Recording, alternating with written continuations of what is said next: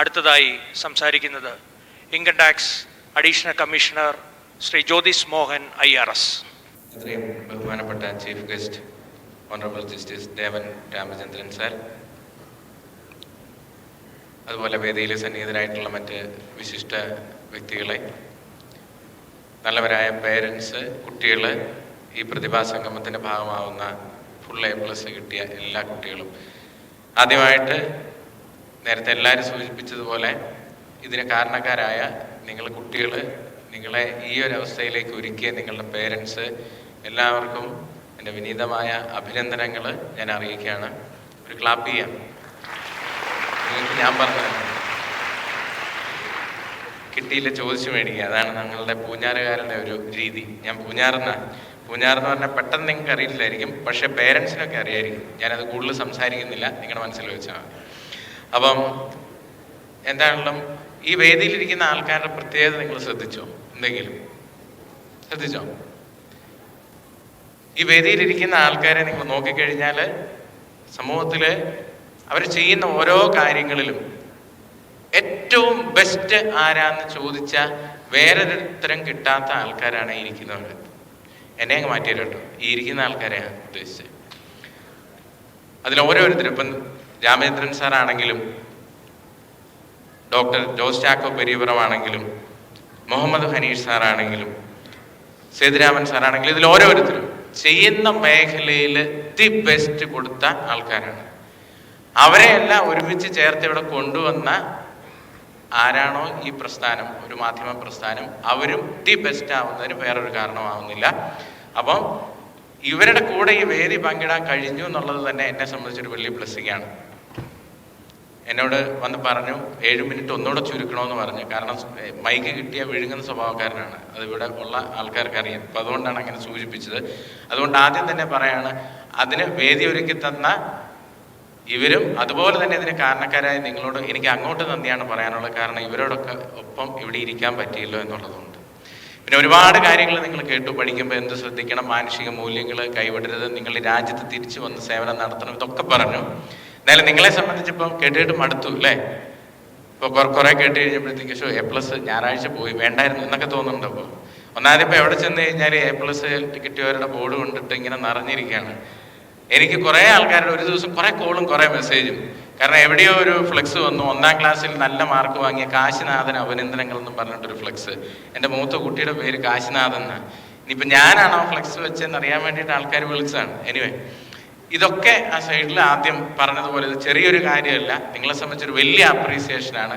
ലൈഫിൽ എപ്പോഴും കൊതിക്കുന്ന ഒരു കാര്യം അപ്രീസിയേഷനാണ്. ഒരുപക്ഷെ ഈ വേദിയിലിരിക്കുന്ന ഓരോരുത്തരും ലൈഫിൽ ആ ഒരു എക്സൈറ്റ്മെന്റ് എപ്പോഴും കൈപിടിച്ച ആൾക്കാരാണ്. ഇനിയും ഇനിയും ഇനിയും വേണമെന്ന് ചിന്തിച്ച് വീണ്ടും വീണ്ടും വീണ്ടും പാർട്ടിസിപ്പേറ്റ് ചെയ്ത് തോറ്റപ്പോഴൊക്കെ തോൽവിയെ വീണ്ടും തോപ്പിച്ച് ഇന്നിവിടെ കയറി വന്ന് നിങ്ങളോട് 2 വാക്ക് അവരുടെ ജീവിതം ഉദാഹരിച്ച് പറയുന്നുണ്ടെങ്കിൽ ആ പേഴ്സിവറൻസ്, അവർ ഓരോ തവണയും ഫെയിലിയർ ഫേസ് ചെയ്തത്, ഇതൊന്നും നമ്മൾ കൈവടിയാതെ, ആ എക്സൈറ്റ്മെന്റ് കൈവടിയാതെ. ഇപ്പോഴത്തെ കുട്ടികൾക്ക് എവിടെയെങ്കിലും എന്തെങ്കിലും നഷ്ടപ്പെടുന്നുണ്ടെങ്കിൽ ഒരു പക്ഷേ ആ എക്സൈറ്റ്മെന്റ് ആണ്. എക്സൈറ്റ്മെന്റ് ഇല്ലാതെ വന്നാൽ ജീവിക്കാൻ ഒരു തരത്തിലുള്ള താല്പര്യം ഉണ്ടാവില്ല. പിന്നെ നമ്മൾ കെമിക്കൽ നാക്കിൻ്റെ അടിയിലിട്ട് എക്സൈറ്റ്മെന്റ് ഉണ്ടാക്കേണ്ടി വരും.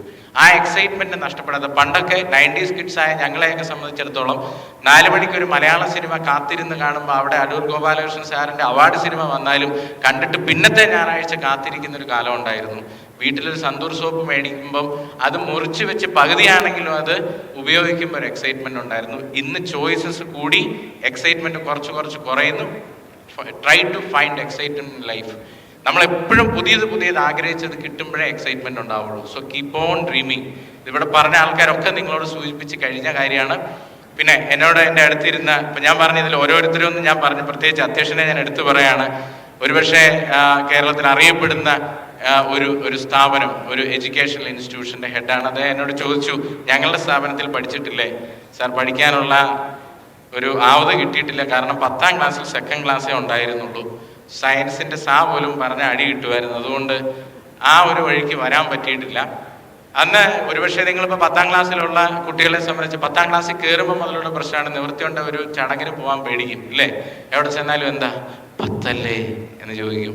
12 ആയി കഴിഞ്ഞ് എന്ത് ചോദിക്കും? 12 ഇതിങ്ങനെ 10ാം ക്ലാസ് മുതൽ ഇങ്ങനെ തുടങ്ങും. കുറച്ച് കഴിയുമ്പോഴത്തേക്കും കുറച്ച് കഴിയുമ്പോൾ ഡിഗ്രി ആയി കഴിയുമ്പോഴത്തേക്ക് നിങ്ങളോട് ഏതാ എടുത്ത്, അയ്യോ ബികോം ആണോ എടുത്ത്, കിളയ്ക്കാൻ പോവാണോ, അപ്പോൾ അങ്ങനെയൊക്കെ ചോദിച്ചു കളയും. അത് കഴിഞ്ഞ് വെച്ചിട്ട് ജോലിയൊന്നും ആയില്ലേ, പിന്നെ ചോദിക്കും കല്യാണം കഴിക്കുന്നില്ലേ, കല്യാണം കഴിച്ചാൽ ചോദിക്കും വിശേഷമൊന്നും ആയില്ലേ. അപ്പോൾ ഇതിങ്ങനെ വന്നുകൊണ്ടിരിക്കും. അപ്പം മാതാപിതാ, ഗുരു, ദൈവം, അത് കഴിഞ്ഞാൽ ഞാൻ എപ്പോഴും പറയും നാലാമത് ഇങ്ങനെ ചോദ്യം ചോദിച്ചുകൊണ്ടിരിക്കുന്ന അമ്മാവന്മാരും അമ്മായിമാർക്കും വേണ്ടിയിട്ട് നമ്മൾ പ്രാർത്ഥിക്കണം. കാരണം അവരാണ് നമ്മളുടെ റിയൽ ഇൻസ്പിറേഷൻ. ഈ പറയുന്നതൊക്കെ മോട്ടിവേഷനാണ്. മോട്ടിവേഷൻ എന്ന് പറയുന്നത് ഷോർട്ട് ടൈം ആണ്. ഇൻസ്പിറേഷൻ ഉണ്ടാവണം. ഇപ്പം എന്നെ സംബന്ധിച്ച് ഇന്ന് ലൈഫിൽ നിങ്ങൾ എന്നോട് എന്തെങ്കിലും ചോദിച്ചാൽ, എൻ്റെ ലൈഫിൽ ഞാൻ സക്സസ് ഫീൽ ചെയ്തിട്ടുണ്ടോ എന്ന് ചോദിച്ചാൽ, എൻ്റെ അച്ഛനൊരു സാധാരണ കൃഷിക്കാരനാണ്, ചായക്കട നടത്തുന്ന ആളാണ്. ചായക്കട നടത്തുന്ന എൻ്റെ അച്ഛൻ മോഹനൻ ചേട്ടനെയും എൻ്റെ അമ്മയും പെരിങ്ങുളത്തുനിന്ന് മാക്സിമം കോട്ടയം എന്നുള്ള അവരുടെ ബൗണ്ടറിയിൽ നിന്നും ആദ്യമായി ട്രെയിനിൽ കയറ്റിയതും ആദ്യമായി വിമാനത്തിൽ കയറ്റിയതും പല സ്ഥലങ്ങളിൽ കൊണ്ടേ കാണിക്കാൻ കഴിഞ്ഞതും എനിക്ക് ജോലി കിട്ടിയതിന് ശേഷമാണ്. അതെൻ്റെ ലൈഫിലെ ഏറ്റവും വലിയ സക്സസ് ആയിട്ട് ഞാൻ കണ്ടു. പിന്നെ ഇവർ പറഞ്ഞതിൻ്റെ ആകത്തുക ഒന്നുകൂടെ പറഞ്ഞ് ഞാൻ അവസാനിപ്പിക്കാം. ഞാനൊരു പെരിങ്ങുളംകാരനാണ്. പെരിങ്ങുളത്ത് ആർക്കെങ്കിലും എന്തെങ്കിലും ആവശ്യം വന്നാൽ, അതിവിടെ ഇരിക്കുന്ന പലർക്കും അറിയാം, അവിടെ ആർക്കെങ്കിലും ഒരു ഹാർട്ട് സംബന്ധമായിട്ടൊരു പ്രശ്നം വന്നാൽ ഞാൻ ഏതെങ്കിലും വഴിയിൽ ജോസ് ഡോക്ടറെ ബന്ധപ്പെടാൻ ശ്രമിക്കും. ആർക്കെങ്കിലും എറണാകുളത്ത് ഒരു ലോ ആൻഡ് ഓർഡർ പ്രശ്നം വന്നാൽ ഞാൻ സേതുരാമൻ സാറിനെ സമീപിക്കാൻ ശ്രമിക്കും. ആർക്കെങ്കിലും രാജഗിരി കോളേജിൽ അഡ്മിഷൻ വേണമെന്ന് വന്നാൽ ഞാൻ അച്ഛനെ സമീപിക്കാൻ ശ്രമിക്കും. ബ്രില്യൻറ്റിൽ ഒരു അഡ്മിഷൻ കിട്ടുന്നില്ല എന്ന് പറഞ്ഞു കഴിഞ്ഞാൽ ഏതെങ്കിലും വഴി ഞാൻ അവിടെ എത്താൻ ശ്രമിക്കും. ആ പെരിങ്ങുളത്തുള്ള എൻ്റെ നാട്ടുകാർക്ക് ഈ കോണ്ടാക്റ്റുകളിൽ വന്നു നിന്ന് അവർക്ക് വേണ്ടി ഒരു അഡ്മിഷനായോ ഒരു ഹോസ്പിറ്റലിലെ ബെഡായോ ഏതെങ്കിലും രീതിയിലൊക്കെ എനിക്ക് ചെയ്തു കൊടുക്കാൻ കഴിയുന്ന ഒരു പെരിങ്ങനംകാരനായി. കാരണം ഇതെന്നോട് സ്റ്റീഫൻ സാറ് ചോദിച്ചു, അടിവാരം വരെയൊക്കെ പോകണം. കാരണം ഈ അടിവാരം എന്ന് പറഞ്ഞു കഴിഞ്ഞാൽ ലോകാവസാനമാണ്. പിന്നെ അപ്പുറത്തോട്ട് റോഡില്ല. അതിൻ്റെ ഒരു 3 കിലോമീറ്റർ ഇപ്പുറത്താണ് എൻ്റെ വീടിരിക്കുന്ന സ്ഥലം, പെരിങ്ങുളം എന്ന് പറയുന്ന സ്ഥലം. ആ പെരിങ്ങുളംകാർക്ക് ഇതൊക്കെ ഇത്തിരി അന്യമാണ്. അവരൊരു അസുഖം വന്ന് ഏതെങ്കിലും ഒരു എറണാകുളത്തുള്ള ആശുപത്രിയിൽ വന്നു കഴിഞ്ഞാൽ ആകെ പേടിയാണ്, പരിഭ്രമമാണ്. ഒരു സിറ്റി കണ്ട പരിഭ്രമമാണ്. ഇന്ന് പെരിങ്ങുളംകാരനായ ഞാൻ ഇവിടെ ഇരിക്കുമ്പോൾ അവർക്ക് ആർക്കെങ്കിലും ഒക്കെ ഏതെങ്കിലും രീതിയിൽ ഒരു ഉപകാരം ചെയ്യാൻ കഴിഞ്ഞാൽ അതെൻ്റെ ചാരിതാർത്ഥ്യമാണ്. മാത്രമല്ല, ഞാൻ പലതവണ തോറ്റപ്പം, ഞാൻ കൊമേഴ്സ് എടുത്തപ്പം, ഞാൻ പലതവണ ഫെയിലിയറായി സിവിൽ സർവീസിൽ 3 തവണ തോറ്റപ്പോഴും എന്നെ കലിങ്കയിലിരുന്ന് വിമർശിച്ച അതേ അമ്മാവന്മാർ തന്നെ ഒരു സുപ്രഭാതത്തിൽ എന്നെ മാലയിട്ട് സ്വീകരിച്ച്, ഞാൻ അന്ന് LD ക്ലർക്കായിട്ട് പാലാ മുത്തോലി പഞ്ചായത്തിൽ ജോലി ചെയ്യുന്ന സമയത്തായിരുന്നു. അതേ അമ്മാവന്മാരും അവരുടെ കുടുംബവും ഇന്ന് എന്നോട് എന്തെങ്കിലും ചോദിക്കുമ്പം അവർക്ക് ചിരിച്ചുകൊണ്ട് തിരിച്ചൊരു സഹായം ചെയ്യാൻ എനിക്ക് പറ്റുന്നുണ്ടെങ്കിൽ അതൊക്കെ ഈ ജോലിയിൽ വന്നതിന് ശേഷമാണ്. അപ്പം അതുകൊണ്ട് keep this inspiration in your mind. ഇതൊക്കെ ചെയ്യാനുള്ള നാളെ ഇപ്പം ഇവരൊക്കെ പറഞ്ഞ രീതിയിൽ ദി ബെസ്റ്റ് നിങ്ങൾ ഏത് വഴിയും സ്വീകരിച്ചോളൂ. ഏത് വഴിയിൽ പോയാലും. അതുകൊണ്ടാണ് എബ്രഹാം ലിങ്കന്റെ അച്ഛൻ, അദ്ദേഹം ഒരു സാധാരണക്കാരനായിരുന്നു. അദ്ദേഹം എബ്രഹാം ലിങ്കന് കൊടുത്ത ഒരേ ഒരു മെസ്സേജ് പിൽക്കാലത്ത് അദ്ദേഹം പറഞ്ഞിട്ടുണ്ട്, നീ ഒരു ചെരുപ്പ് കുത്തി അയക്കൂ, പക്ഷേ ഈ നഗരത്തിലെ ഏറ്റവും നല്ല ചെരുപ്പ് കുത്തി ആരെന്ന ചോദ്യത്തിന് ഉത്തരം നിന്റെ പേരായിരിക്കണം. ജീവിക്കാൻ തിരഞ്ഞെടുക്കുന്ന ഏത് കരിയറാണെങ്കിലും ശരി, നമ്മൾ പലതും കേൾക്കാം. പാഷനെ ഫോളോ ചെയ്യുക, പല കാര്യങ്ങളും സ്വീകരിച്ചുകൊണ്ടായിരിക്കും നമ്മൾ കരിയർ സ്വീകരിക്കുക. കരിയർ എന്ന് പറയുന്നത് നമ്മളുടെ ലൈഫിനെ ഏത് പ്ലാറ്റ്ഫോമിലേക്ക് എത്തിക്കുന്നു. അതൊരു GSLV FTLV റീസെൻ്റ്ലി ലോഞ്ച് ചെയ്ത റോക്കറ്റ് പോലെയാണ്. നമ്മളെ നമ്മളുടെ ഓർബിറ്റിലേക്ക് എത്തിക്കാൻ അതിന് കഴിയണം. ഒരു കയ്യൊപ്പ് അവശേഷിപ്പിച്ചിട്ട് പോകാൻ നമുക്ക് കഴിയണം. ഈ ഇരിക്കുന്നവരെ പ്രത്യേകിച്ച് ഞാൻ കോട്ട് ചെയ്തതാണ്, എല്ലാവരും ഒരു കയ്യൊപ്പ് അവശേഷിപ്പിച്ചവരാണ്. അല്ലെങ്കിൽ നമ്മളുടെ ഏറ്റവും ബെസ്റ്റ് അസറ്റ് എന്ന് പറയുന്നത് നമ്മളുടെ ലൈഫ്. അത് കഴിഞ്ഞു പോയാൽ കഴിഞ്ഞു. നമ്മുടെ വീട്ടുകാർ 2 ദിവസം കരയുമായിരിക്കും. കുറച്ച് കഴിയുമ്പോൾ നമ്മുടെ ലുക്ക് പോലും തോന്നുമ്പോൾ നയൻതാരയുടെ ഫോട്ടോ എടുത്ത് വയ്ക്കുക, അതോടെ നമ്മുടെ ഫോട്ടോയും പോകും. പിന്നെ നമ്മൾ ഈ ലോകത്ത് ജീവിച്ചു എന്നുള്ളതിന് ഒരടയാളം ഉണ്ടാവില്ല. അങ്ങനെ ഉണ്ടാവരുത്.